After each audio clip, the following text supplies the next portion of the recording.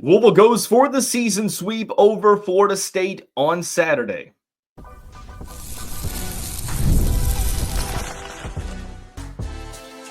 You are Locked On Louisville, your daily podcast on the Louisville Cardinals. Part of the Locked On Podcast Network, your team every day. Card Nation, what's going on, everyone? Welcome into this Friday edition of the Locked On Louisville podcast. I'm your host, Dalton Pence. This is my fifth year covering the University of Louisville, third year hosting this show. And I want to take the time to thank you all for making us your first listen of the day. Just a reminder, the show is free and available on all streaming services 5 days a week. Your team every day. Now, this episode is brought to you by FanDuel. Right now, new FanDuel customers can get $150 in bonus bets if your first $5 bet wins. All you have to do is visit FanDuel.com to get started. Pat Kelsey's Louisville Cardinals go for the season sweep over Florida State. 12 o'clock tip-off on Saturday at the KFC Yum Center. We'll discuss what went right for the Cardinals in the first matchup in late December against the Seminoles, how that pertains to the second matchup, and how Leonard Hamilton's team has looked following the Louisville game in December.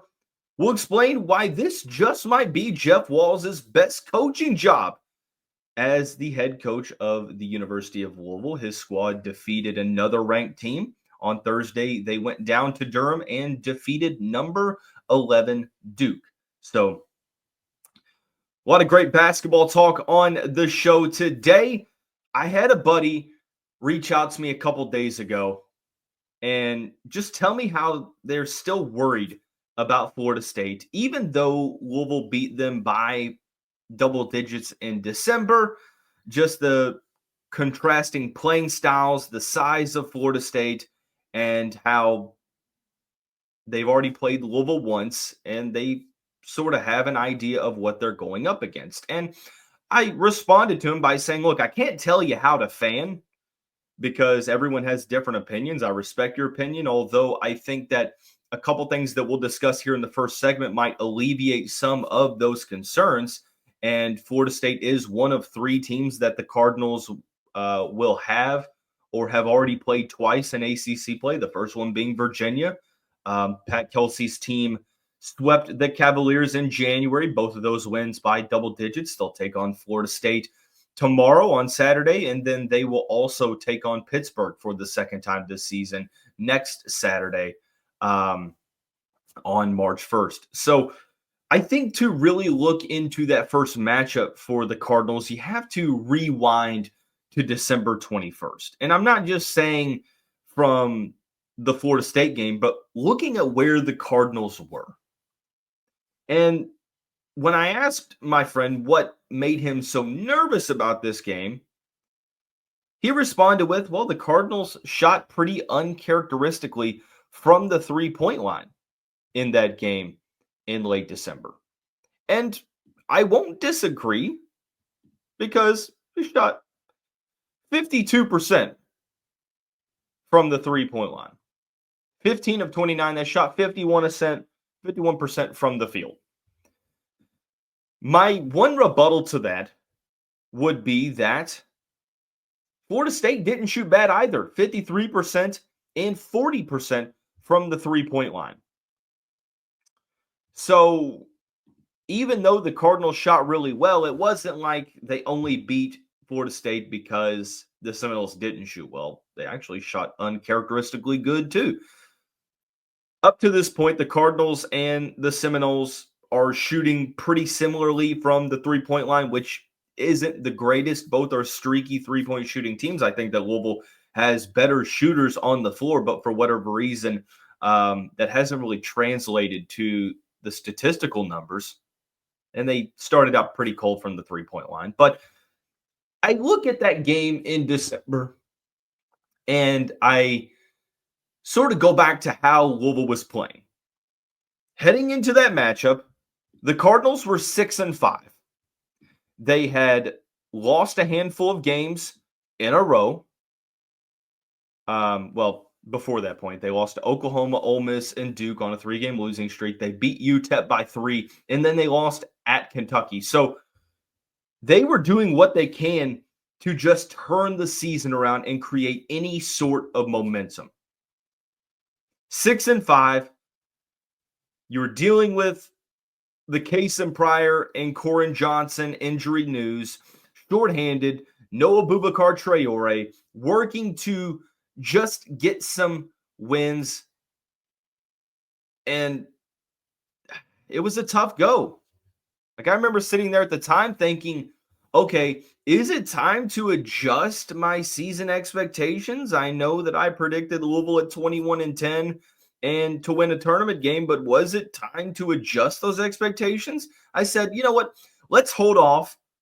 Let's give Louisville just a little bit more time, a couple more games into December, heading into January. And thankfully, that Florida State game started what was to be a 10-game winning streak for the Cardinals. And you look at this team now, and it's really not even a comparison. That team you saw in mid to late December, completely different from what you're seeing now. Now, you added Abubakar Traore back to the mix, and these guys are just playing better. It's almost like you have to give a team with all new players some time to gel. And that's exactly what they've been doing.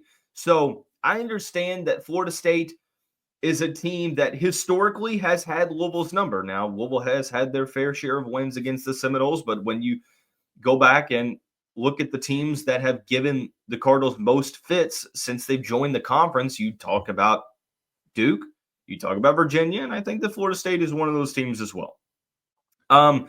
The Seminoles were 9-3 going into the December 21st matchup. After the loss, they obviously fell to 9-4. And since then, they've gone 7-6 in their next 13 games. 16-10 overall. They have a sub-500 record in ACC play. They have looked a little bit better in February, and we'll discuss more on that in the next segment of the show. But overall, I compare both of these teams from where each of them were respectively in December. It's not really a shock to suggest that the Cardinals are playing much better than, Florida State at 9-3, they really hadn't played anybody. That was a talking point, was, okay, yeah, the record's not bad, but the three Power Four teams that they had played, they lost to. And all three of those losses were by double digits. So we didn't really know how good or not good Florida State was at the time.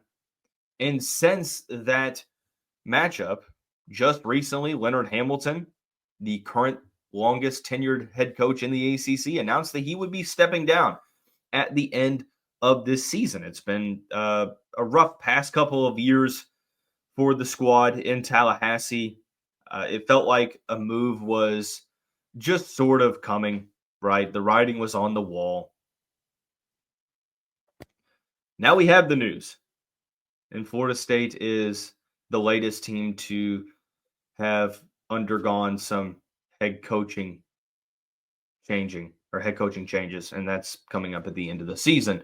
But to wrap everything together and to summarize, I know that Florida State might not necessarily be the best matchup for the Cardinals. And will the team shoot 53% from three-point land again? It's unlikely, especially with the team playing better on the road, as it seems. For whatever reason, the Cardinals just don't shoot the ball well in the KFC Yum Center. Just kind of confirming my conspiracy that the rims might be a little too tight at the Yum Center. But overall, the Cardinals outplayed Florida State across the board. They had a better shooting night from three-point land.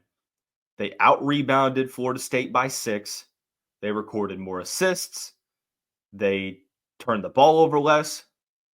They recorded less fouls, and they shot more free throws. So The second half, they had 54 points. And you can talk about, well, Louisville shot the ball uncharacteristically better than they had up until that point. I mean, the same can be said for Florida State. Florida State wasn't the best offensive team coming into the game. And for a team that's as good defensively, Louisville put 90 on them at their home arena. So I understand where the worries might come from.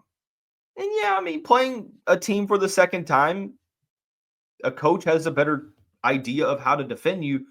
But I don't really feel comfortable talking about these teams like they're the same. Late December to late February, Louisville has improved significantly, exponentially. Not even really talking about two teams. So Florida State might be a little bit better. Maybe. It's hard to tell. They didn't really have a great strength of schedule in non-conference play. I get it, but I don't really agree. I mean, yes, Florida State is a respectable opponent. We're going to talk about that more in the second segment, but just because of maybe how good Florida State has played historically against the Cardinals, I don't really think that translates to this year's teams. So let's do a little bit of a deeper dive into how Florida State has played post that first Louisville matchup and where they sit statistically and keys to the game. We'll discuss all of that when we come back on this Friday edition of the Locked On Louisville podcast.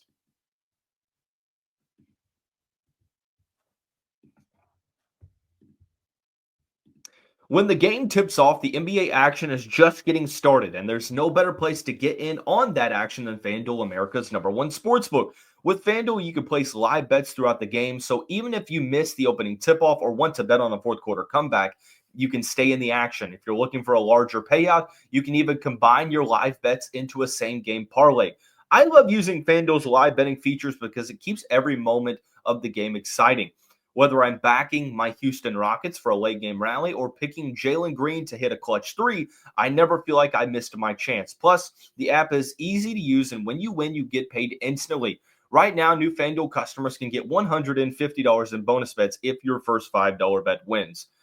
All you have to do is visit FanDuel.com to join today. That's FanDuel.com for your shot at $150 in bonus bets. Make every moment more with FanDuel, the official sports betting partner of the NBA.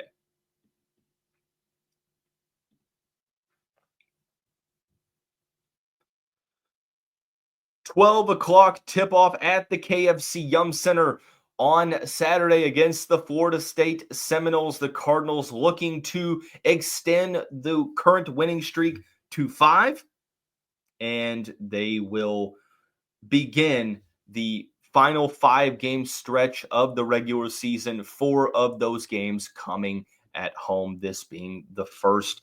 Florida State sitting at 16-10, 7-8 in conference play. They are currently ranked 88th in the net. This is obviously a quad 1 opportunity for the Seminoles, and this is a quad 3 opportunity against Florida State. You look at what they've done up until this point. They are 2-8 in quad 1 and quad 2 opportunities, 8-1 in quad 3, and 6-1 in quad 4. Like I mentioned, 7-6 since they played the Cardinals the first time, and it's been sort of up and down for the Leonard Hamilton squad. In between these two matchups, the news came out that he would be stepping down at the end of the season. Currently 8th in conference play. They have not really played all that well. Going to the end of January, they had a 3-game losing streak, Stanford, Virginia Tech, and Boston College. They followed that up with 2 wins against Notre Dame and at Wake Forest. Really good win at Wake Forest. And it was just sort of a crumble for Steve Forbes' team in that game. That was the matchup where Tyler Johnson had, 7 seconds on the clock, and he shot a shot from almost half court. And just a really tough end of stretch play from the Demon Deacons. Florida State won that game. Last weekend, they got blown out by Clemson. at home 72-46, and then kind of struggled a little bit recently against Miami this week. They were down in the second half. They ended up winning that game by 8 points. So not really all that impressive, but they're showing that they're a respectable team and they can compete against some solid competition. They lost to Clemson in January on the road by 20 points. They beat Pittsburgh and Virginia Tech, but they don't play Duke and SMU until after this game against the Cardinals. I wish those would have been before, so you would have some more of a sample size against top ACC competition. But this Florida State team fits into the usual Florida State MO: large, athletic, strong, good defense, take the ball to the rim. They score a lot in the paint. Not a great three-point shooting team.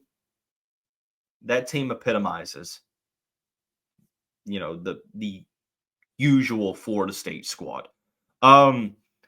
Two best players back then are still the two best players now. Jameer Watkins, one of the best scorers in the conference, 6'7" guard forward combo, averaging 17.9 points a game and 5.4 rebounds, shooting the ball 42% from the field, 33% from the three-point line. Not great shooting splits, but still respectable. Malik Ewan, 14.2 per game on 58% shooting, leading the Seminoles 8.4 points per game, respectively. You look at who was able to score well against the Cardinals in the first matchup. Ewan had I'm going back to this. He had 17 points in this game. Jameer Watkins had 25. No other player had more than 10 outside of that. So for the Cardinals, those two players are the ones to focus on.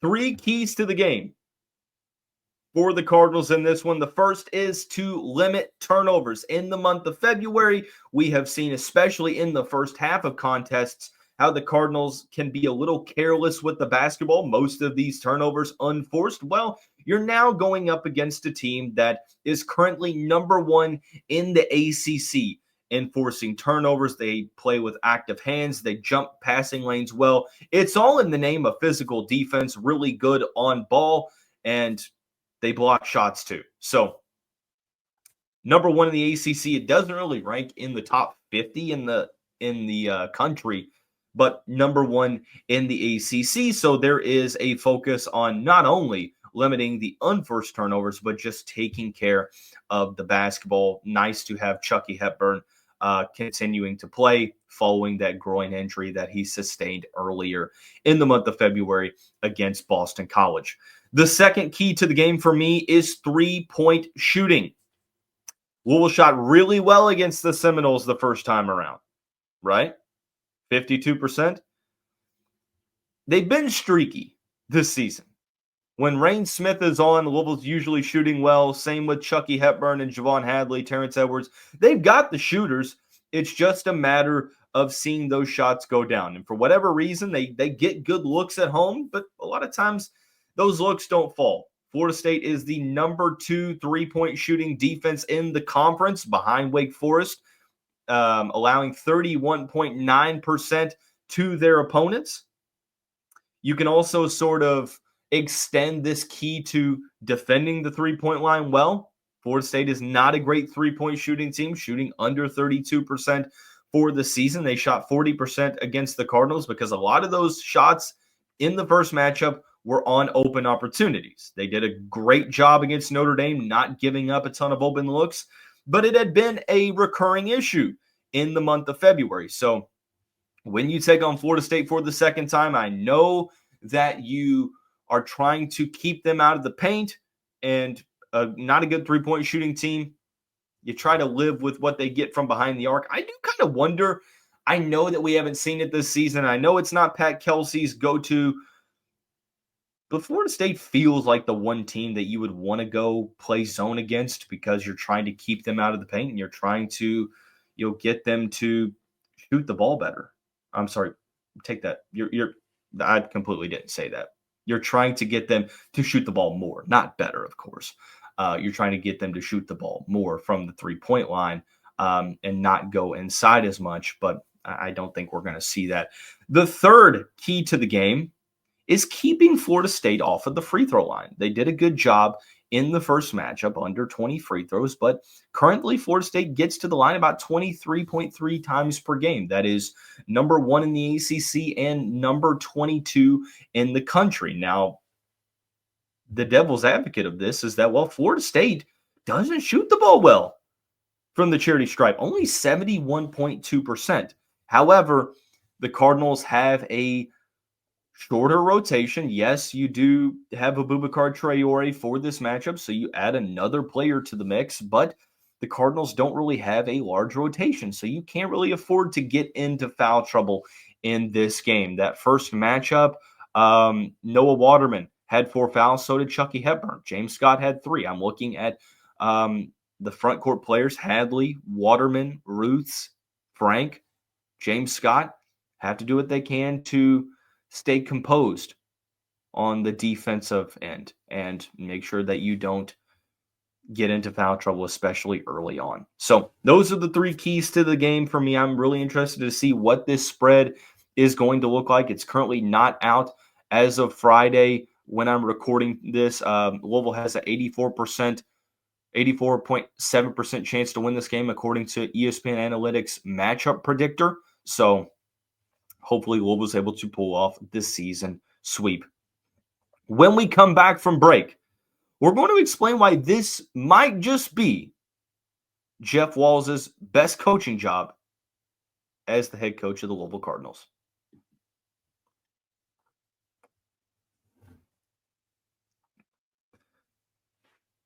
Cardinal fans, I want to take the time again to thank you all for making us your first listen of the day. Just a reminder that the show is free and available on all streaming services 5 days a week. Your team every day. The Louisville women's basketball team had a rough start to the season. Like the men's team, they were 6-5 in mid-December, and they were able to create a winning streak of their own through the month of January. And they currently sit at 19-7. They are tied for third in the ACC. And all things considered, this might just be one of, well, actually, it is one of, this might just be Jeff Walz's best. This might just be Jeff Walz's best coaching job as the leader of the Cardinals program. There have been better seasons. You can go back and look at how many better seasons there have been. But when you look at the context and you understand that there are 4 seniors and a junior on this team, the rest of the players are underclassmen. There are 9 freshmen on this team. Albeit very talented players, but very inexperienced team. And to be able to improve across the season, or through the season, and you're sitting at 19-7, 12-3 in conference play. And oh, by the way, of the 26 games that you've played so far, 10 of them have been against ranked teams. So when you consider that and understand that Louisville improving vastly over the season, I think that this might be the most impressive coaching job that Jeff Walz has had. Because you don't have an Asia Durr or an Angel McCautry or a Shoni Schimmel or a Dana Evans. This has been, or a Maisha Hines-Allen. The list goes on. Program greats that have played for this team under Jeff Walz. All the teams in the ACC, 5 are ranked in the top 25. 3 are in the receiving votes category. Louisville has won 3 ranked games over their last 4 in this current winning streak. The most recent coming on Thursday night against Duke down in Durham. And they used a really solid second quarter run to take the lead going into halftime. Third quarter was a little rough offensively. And then in the fourth quarter, this team played the best basketball of the evening. Jada Curry has been fantastic in this 4-game winning streak. She had 24 points in this game, 3 of 7 from the three-point line, 9 of 9 from the free throw line. She has been fantastic since the ACC slate has begun, only scoring in single digits 3 times since ACC play started. It has been a great senior season for her, averaging 12.8 points per game. Jalea Williams, I thought she was fantastic, had 13 points in this game. Taj Roberts had 11. I look at this fourth quarter performance that the Cardinals had. Jalea Williams was instrumental in helping the Cardinals get that lead. I also thought that Marissa Russell was incredibly important. She only had 2 points and she only played 7 minutes. But down the stretch, she had key play after key play. It looked like a running hook shot, sort of right by the restricted area, but it was a key basket that gave Louisville a double-digit lead. I'm sorry, not double-digit, my apologies. Double possession lead late in the fourth quarter, and the Cardinals never looked back. So I've been incredibly impressed with this coaching job from Jeff Walz and the staff. I've been incredibly impressed with how these freshmen have continually improved. I mean, you have 9 freshmen on a roster of 15 players. Even if they are really talented, which they are, they're going to go through some rough patches during the season, just growing up, learning how to play with each other. They had really good 3-point defense on Thursday night. 2 of 13 Duke was from 3-point land. They shot 50% from the field. Louisville was 50% from the 3-point line, 42% from the field, and 88% from the free throw line. They do a really good job of getting to the charity stripe and getting those free throws. They're currently 33rd in the net, and I'll just say it is a complete disappointment and disservice to this team and to the ACC that the Cardinals are not ranked. They were 18-7 coming into the week, and I know that they were in the receiving votes, but this team should be ranked. They should have been ranked last week. They have a really key matchup on Sunday at the KFC Center. Be sure to make it out for this game. They take on number 9 North Carolina. The Tar Heels are 24-4. They are tied with Louisville for 3rd in the conference. They just beat NC State. They just defeated NC State at home this week. They also won at Syracuse. This is an interesting matchup for the Cardinals. Another opportunity to take down a ranked opponent. I would definitely suggest, if you can, get out to the Center this week. Louisville men's basketball at home against Florida State. Louisville women's basketball at home against number 9 North Carolina. So, great weekend for hoops in the 502. That is going to wrap up our Friday edition of the show. We'll be back following this weekend's action and give you the recap. Until then, we'll see you next time. Go Cards.